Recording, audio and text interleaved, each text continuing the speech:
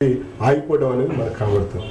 భారతీయులు విశేషంగా పూజించే గోమాతను వధిస్తున్న అల్ కబీర్ లాంటి సంస్థపై ఉవ్వెత్తున పోరాటాలు చేశారు.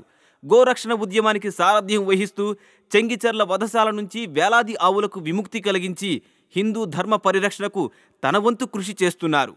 గేదెల్ని ఎడ్లని విముక్తి చేయడం జరిగింది.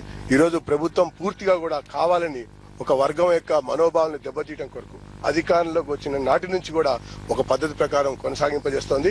విదేశాలకు ఎగుమతి చేయడం కొరకు ఈ ఆవు మాంసం ద్వారా కూడా పెద్ద ఎత్తున సొమ్ము చేసుకోవడానికి ప్రయత్నం చేస్తోంది. ముందుగా ఈ ప్రభుత్వం పైన క్రిమినల్ కేసు పెట్టాలి. దాంతో పాటుగా గోహత్య చేసినందుకు ఈ యొక్క విషయం పైన గవర్నర్ వెంటనే స్పందించి కఠినమైనటువంటి చర్యలు రాజ్యాంగబద్ధంగా ఈ ప్రభుత్వం పైన కూడా తీసుకోవాలని చెప్పని మేము డిమాండ్ చేస్తున్నాం. ఈ స్లాటర్ హౌస్ మూసేంత వరకు కూడా భారతీయ జనతా పార్టీ ఉద్యమం కొనసాగిస్తుంది.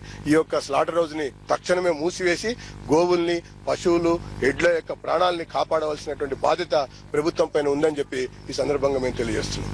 ప్రభుత్వాలు ఓటు బ్యాంకు రాజకీయాల కోసం హిందూ ధార్మిక సంస్థలను నిషేధించాలనే కుటిల ఆలోచనలను చేస్తున్న సమయంలో ప్రభాకర్ అలాంటి ప్రయత్నాలను చర్చా వేదికల ద్వారా తీవ్రంగా తప్పుబట్టారు. కేంద్ర ప్రభుత్వంలో ఉన్న పెద్దలు ఎవరు చెప్పలే. కాంగ్రెస్ పార్టీకి సంబంధించినటువంటి ఒక నాయకుడు మాత్రమే సంఘానికి నిషేధించడానికి ఆధారాలు ఉన్నాయని చెప్పాడు. ఈ మాటలు కాంగ్రెస్ నాయకులు ఈనాటి నుంచి కాదు, స్వాతంత్రం వచ్చినప్పటి నుంచి అంటూ వస్తూనే ఉన్నారు.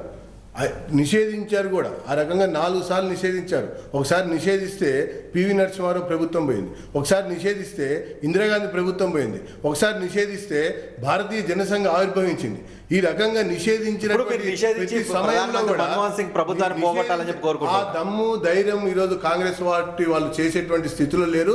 ఈరోజు అంబేద్కర్ కొనియాడాడండి, మహాత్మా గాంధీ సంఘశాఖని సందర్శించాడు, తర్వాత జనరల్ కరియప్ప ఆహ్వానించాడు, సంఘశాఖలో పాల్గొన్నాడు. ఇంతేకాకుండా Sardar Vallabhbhai Patel Indo China war తర్వాత రిపబ్లిక్ డే గణతంత్ర దినోత్సవ వేడుకల్లో సంఘ పరివారకు సంబంధించినటువంటి ఆర్ఎస్ఎస్ శ్రేణులని కవాతు చేయమని ఆహ్వానించారు. అందుకు వీళ్ళు నిషేధించేది. ఎందుకు నిషేధిస్తామంటున్నారు? నిషేధించాల్సిన అవసరం లేదని, నిషేధించేటువంటి దమ్ము ధైర్యం ఆ రకంగా అవసరం అంతకంటే లేదని చెప్పి సిమి అనేటువంటి సంస్థ ప్రత్యక్షంగా బాంబు పేలుళ్ళలో ఉందని చెప్పి ఇంటెలిజెన్స్ వర్గాలు చెప్తే కేంద్ర మంత్రి ఒక ఆయన కితాబిస్తాడండి, కేంద్ర మంత్రి సమర్థిస్తాడు.